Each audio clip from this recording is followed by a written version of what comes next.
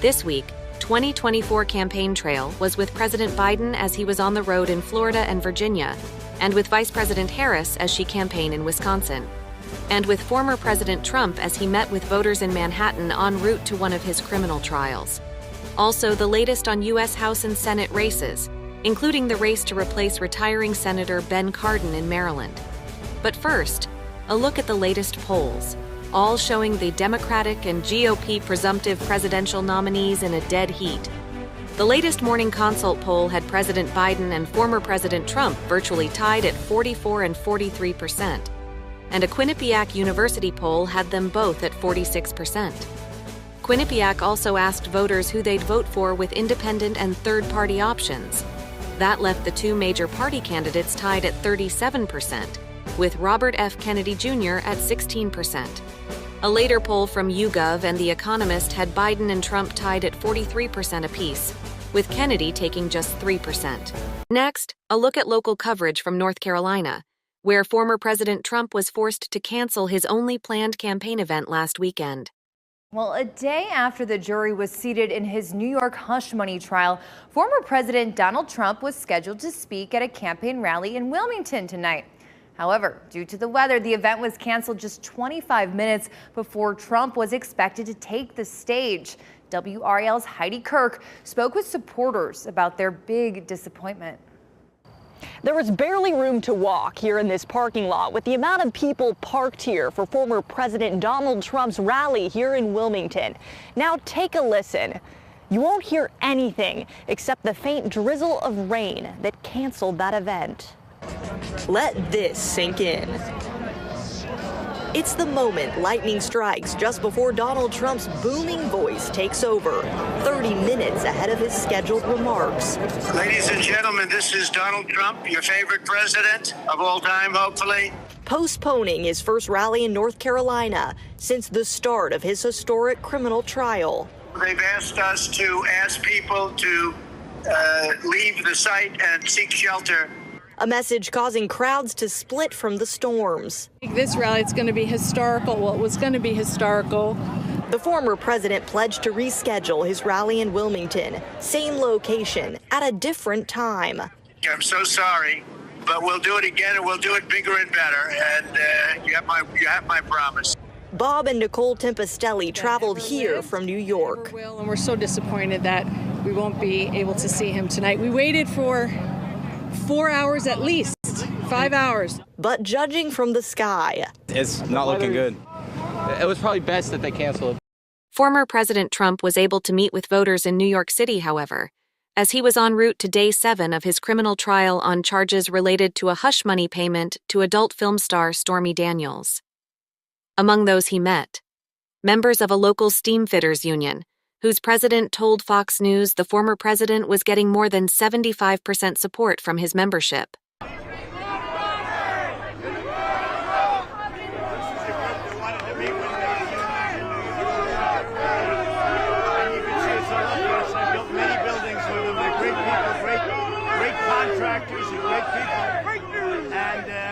A lot of support. I hear the Teamsters, I've done a lot of work with Teamsters. I built a lot of buildings with the Teamsters, and they like me, a lot of Teamsters here. And it's an amazing show of affection, but we did a great job.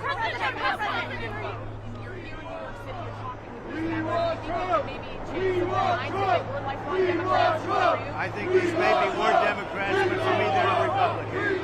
There's not a Democrat in there. These are people. Look at that building. Look what we can do. We built a lot of great buildings in the city with these people, and they've given me great support. They're really amazing. They're very, very talented people. They don't get the credit for it. They have very few people can do what they do. We used to do 3 floors a week in concrete, and it was guys like this that did it. So it's very amazing. Did you know about that? No, he's been very nice. David's been very nice. He's a nice guy. Did you know, Mr. President, did you know? What's that? Well, we have a big case today. This judge isn't allowing me to go. We have a big case today in the Supreme Court on presidential immunity. A president has to have immunity. If you don't have immunity, you just have a ceremonial president. You won't have immunity. Do you know about the payments? So we have a big, very big case going. Did you know about the payment?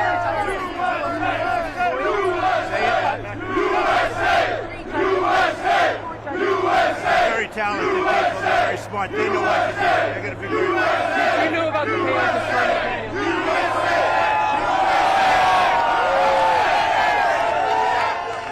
President Biden and Vice President Harris were also out meeting with voters this week.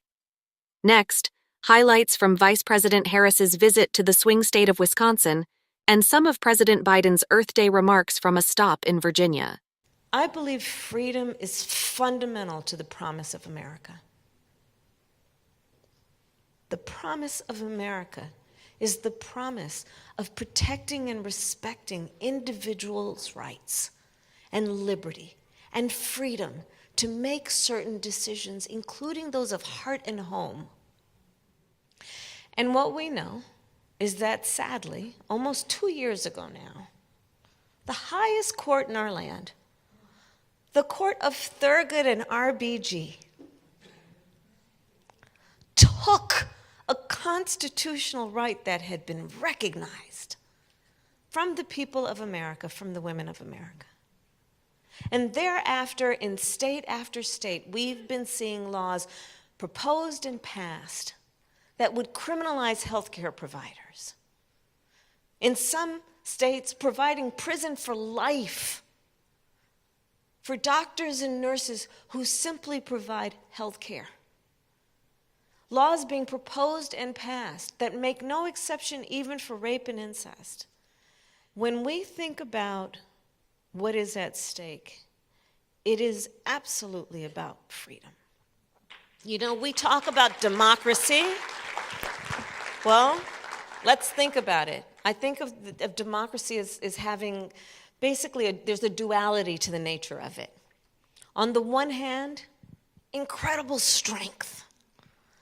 When a democracy is intact, the strength it has in terms of what it does to protect its people and protect individual rights and freedoms. When intact, it is also very fragile. It is only as strong as our willingness to fight for it. And so fight we will, and fight we must. And here's the thing, when we fight, we win. We have 197 days to go, which is kind of a long time, but really a short amount of time. And there's a lot we can get done. And I know I'm preaching to the choir here. Elections can be fun.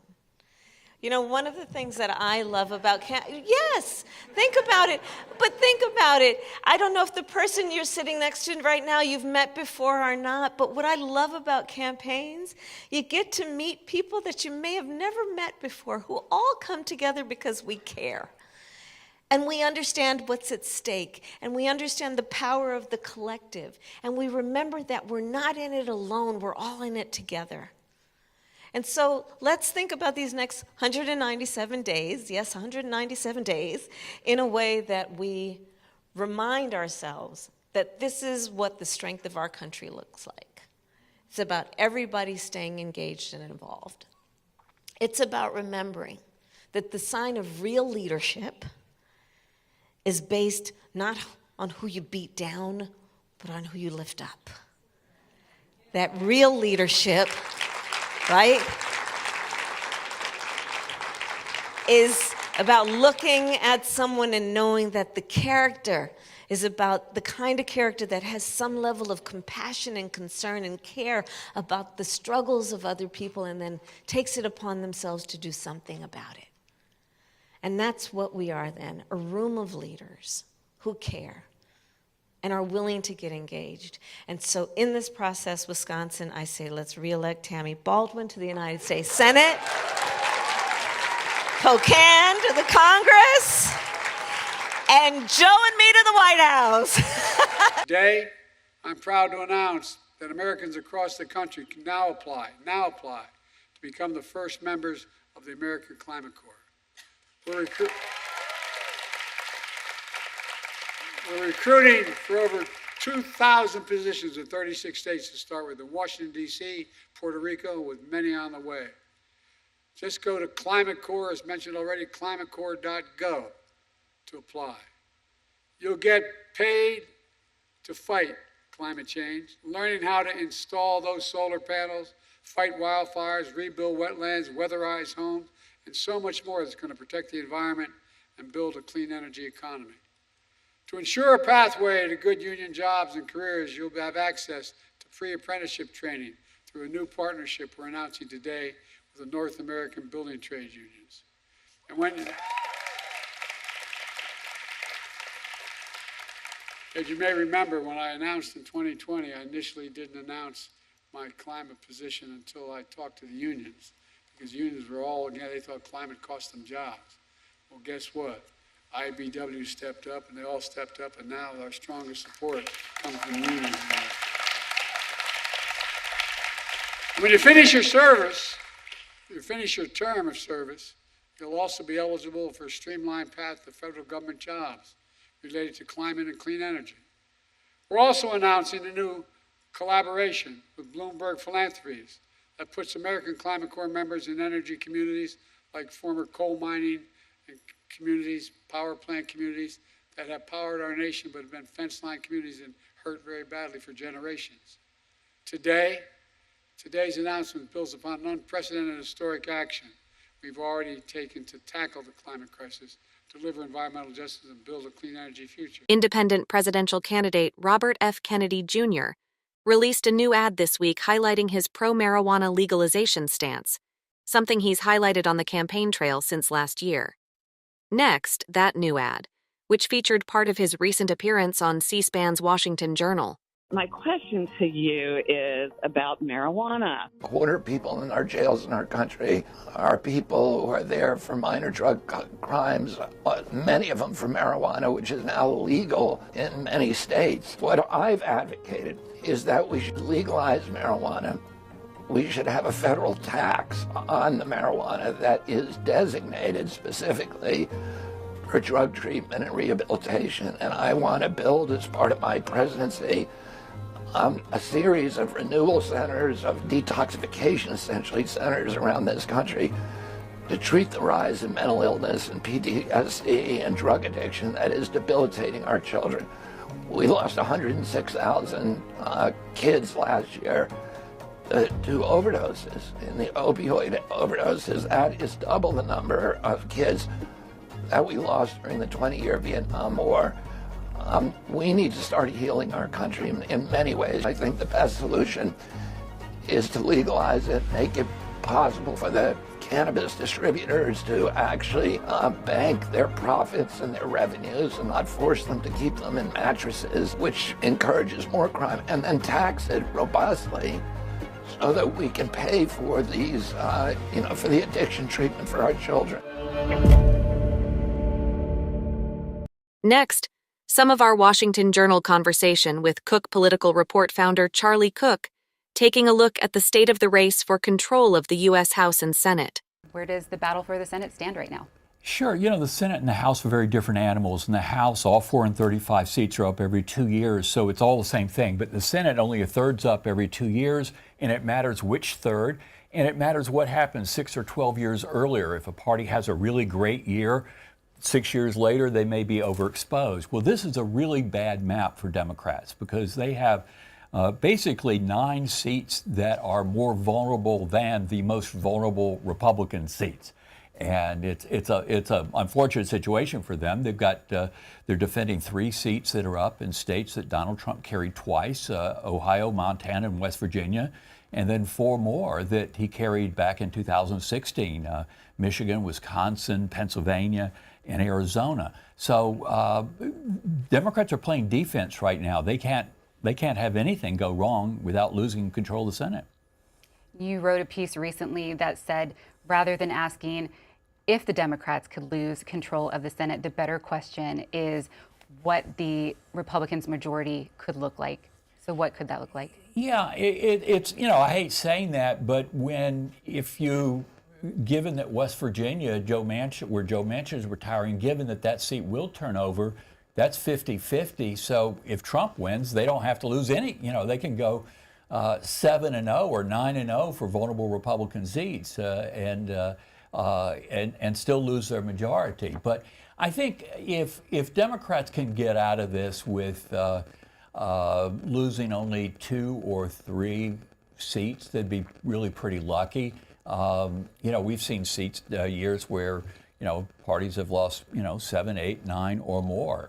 Lost in 1980, lost 12 seats. So this could be a horrible night for Democrats. It could be just kind of a sort of bad, but it's pretty unlikely it'll be a great one for them in the Senate. One of the seats he talked about was Jon Tester in Montana. He is seeking his 4th term, and NPR has an article. The headline is that he's pitching his usual moderate message as he's seeking re-election. Does that moderate position still work for him in Montana? Well, it's worked well. The question is, does it work well enough? I mean, the analogy I use, and this would apply for Sherrod Brown in Ohio as well, is you could be an Olympic gold medal swimmer, but if the undertow is great enough, even you could get pulled under. And I think Jon Tester and Sherrod Brown are the only Democrats that could possibly win statewide in their states. But the question is how many, for Tester, how many Trump voters does he need to convince to vote for him as well? Or for Sherrod Brown, how many Trump voters for Brown? Because we're not seeing a whole lot of ticket splitting anymore. In fact, Pew Research Center has figured out that since 2012, 91% of Senate races are won by the party that's carrying that state either that night or 2 years earlier. In 2016, all 34 Senate races went exactly the same way they were going presidentially. In 2022, it was all but Susan Collins. In 2020, it was all but Susan Collins. In 22, it was all but Ron Johnson. So we're nationalized in our voting now. We're still several months away from the election, but are you seeing any of that right now from last election carry over, where that seems to be kind of following that same trend for this year? Yeah, well, it's too early to say, because I think the defining thing for Republicans in 2022 that made the night not what it should have been was that they nominated in about 24 key races around the country some pretty exotic candidates that, well, let's just face it, if Republicans had nominated a potted plant, they'd have done better than whoever it was that they nominated. And there were about 4 Senate races and 4 governor's races and, Attorney General, Secretary of State, and about 8 or 10 congressional races where Republicans just nominated the wrong people. Well, it's too early to know where, who's going to come out of all these primaries. So it's too early to say whether it'll be the same dynamic or not. So only a third of Senate seats up, but all of those House races are up for re-election. What do those look like right now? What are you watching? Well, I think it's going to be, you think of coming out of 2020, you had a half dozen seat Democratic margin. They lost seats but held on by a half dozen seats. 2022, Republicans got a majority, but they only held on by a half dozen seats. In this election, there are more Republican seats in districts that Trump won than, more Republican seats in districts that Biden won, like I think 17, versus Democratic seats in seats that Trump won. So, but I'd call it a draw. It's going to be within a handful of seats one way or the other, most likely. Former House January 6th Committee co-chair Liz Cheney was a guest speaker at Georgetown University, where she was in conversation with author and historian John Meacham. During her remarks, she talked about David McCormick, the Pennsylvania Republican, who this week won his party's primary for the state's U.S. Senate race against Democratic incumbent Bob Casey. The Republican candidate for Senate in Pennsylvania is a man named Dave McCormick, who served honorably, served in the military, served the nation honorably, who served in both, I believe, the Bush administration and the Trump administration. He knows better. He knows that Donald Trump is not fit for office. And yet, in the last 24 hours, he has been circulating an endorsement that Donald Trump made of him. You know, Donald Trump was standing in the hallway outside the courtroom in New York, and he endorsed McCormick.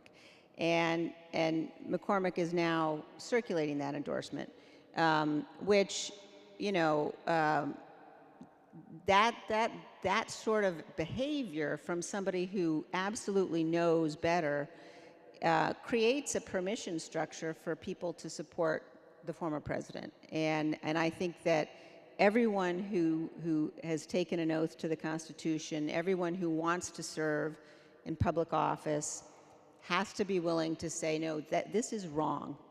It's not about policy. This is wrong, and it's a threat to the Constitution. The latest poll in the Pennsylvania U.S. Senate race has the Democratic incumbent, Senator Bob Casey, up 13 points, according to the Pittsburgh Post-Gazette. Next, the latest ads from both of the party nominees in the Keystone States Senate contest.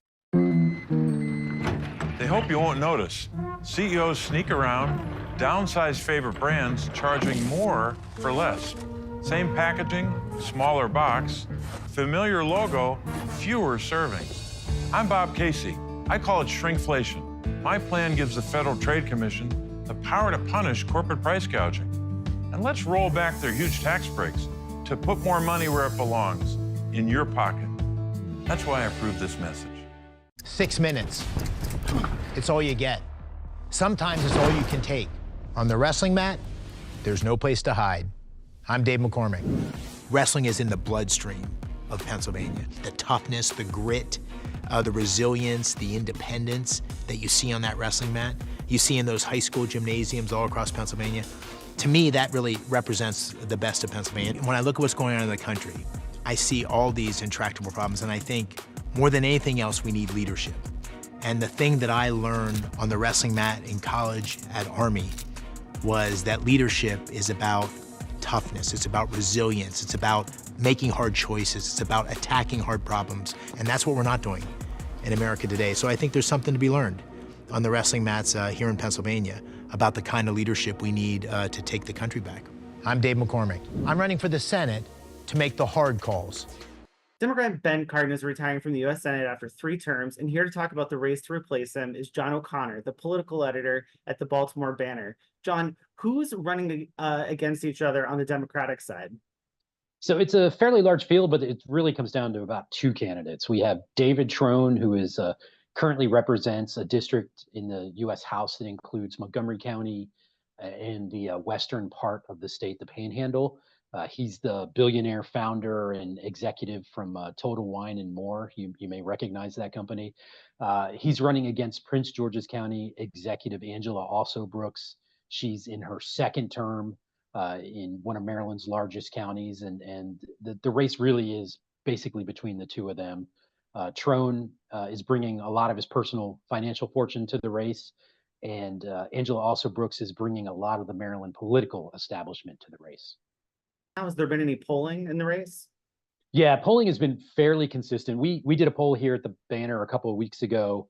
It found Trone holding, an 8-point lead or so kind of within the margin of error technically, but it seems like he's got a lead. Polling has been fairly consistent there, showing him somewhere 6 to 10 points in the lead over Also Brooks in the primary.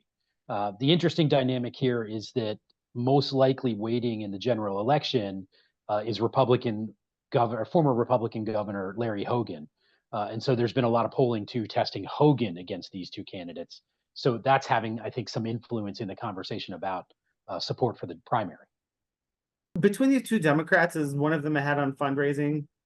Yeah, absolutely. Well, depends on how you want to call fundraising, right? Trone has sunk more than $40 million of his own money into the race.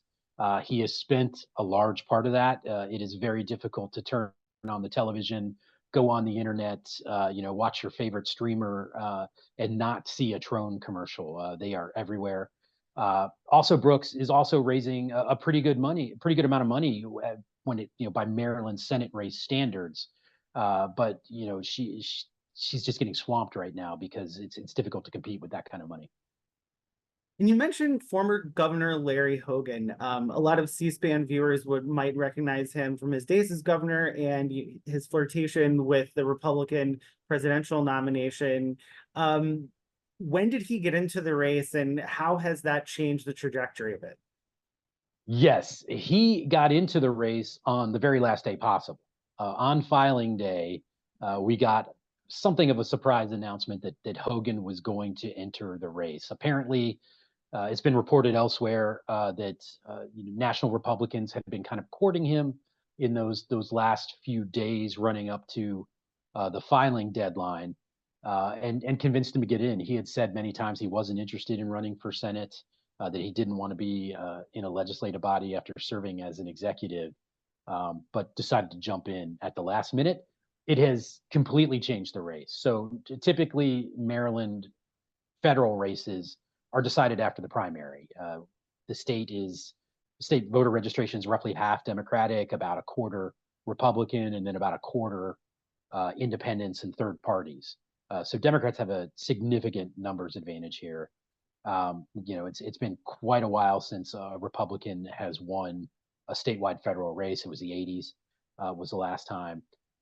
And so Hogan has made, in some ways, a bipartisan kind of three-way primary, because he's certainly upended the Democratic primary in that those two candidates are now positioning themselves against who is the better candidate to run in the general election, as well as trying to convince Democratic voters, I hew most closely to your views and these issues that you think are important.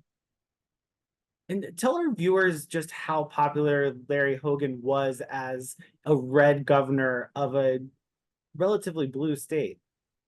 Yeah, he was both popular and it was enduring. The last several years of his tenure, the number was fairly consistent. He was about 70% job approval here in Maryland.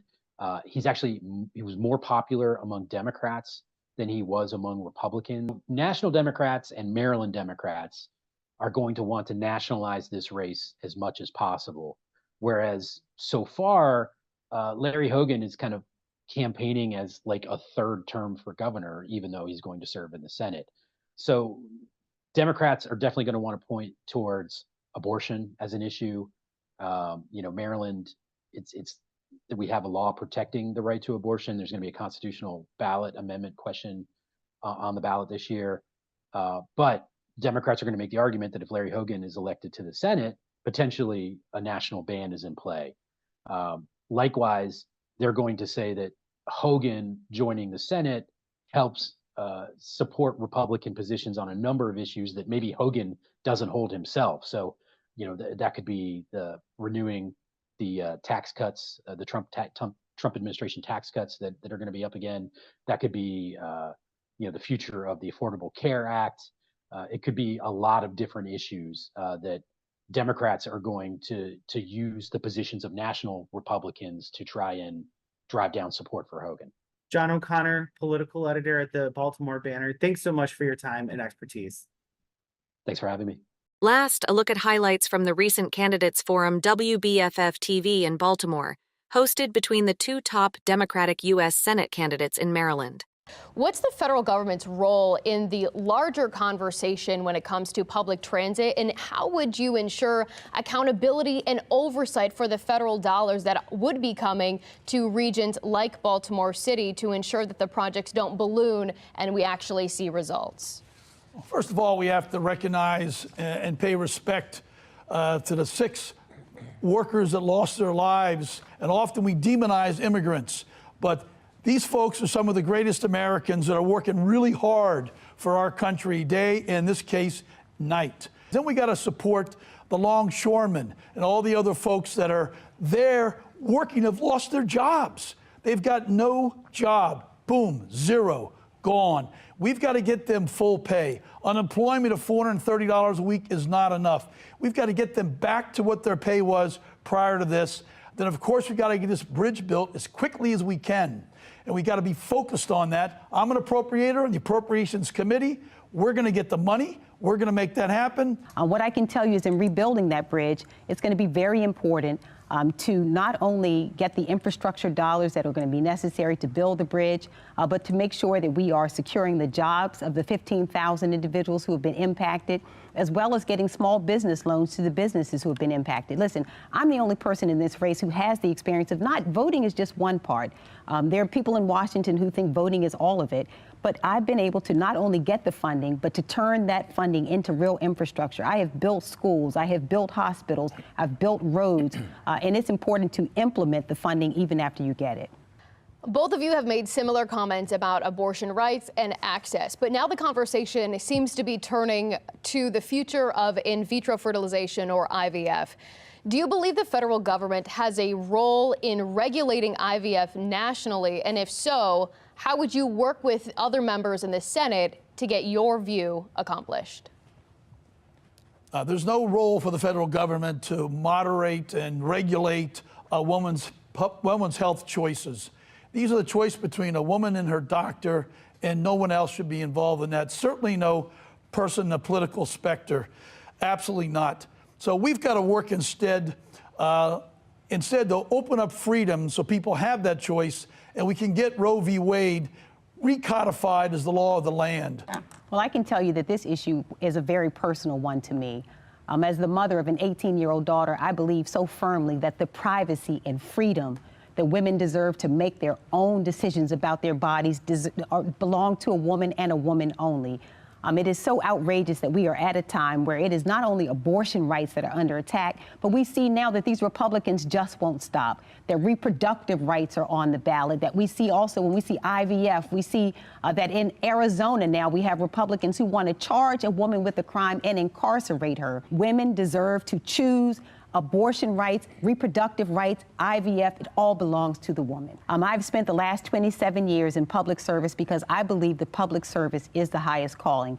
As state's attorney, I oversaw a 50% cut in violence while I was state's attorney. And as county executive, I have built schools, I've built mental health care facilities. I've invested not only in health care, but in economic opportunity for all of our families, making sure that all of us have the opportunity not only to develop generational wealth, but to have high wages. I will continue to fight for you. I ask you for your vote every single day and every single evening. I know what I'm fighting for. I know who I'm fighting for and what we're fighting about. And I will continue to fight for all of Maryland's families and preserve our democracy. Congressman Trone.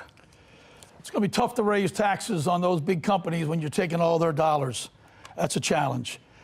My background is I started off on a farm, 200 acres. We had no indoor plumbing. We had an outhouse. At 28, my dad was an abusive alcoholic. Our farm failed. We went bankrupt. We lost everything. I started over with my mom and younger siblings and built a business and lived the American dream. I've been so fortunate, so lucky. Now I have a chance to be a public servant and give back, work in addiction, work in mental health, work in the systemic racism we have in our country, work in education that's so important, climate change, medical research. But at the same time, I've also been given a second chance as a cancer survivor. I'm still here, and I'm here to be able to make big changes and not owe anybody to make those changes, and I can beat Hogan. A reminder, this program and all of C-SPAN's campaign 2024 coverage can be found online at cspan.org/campaign.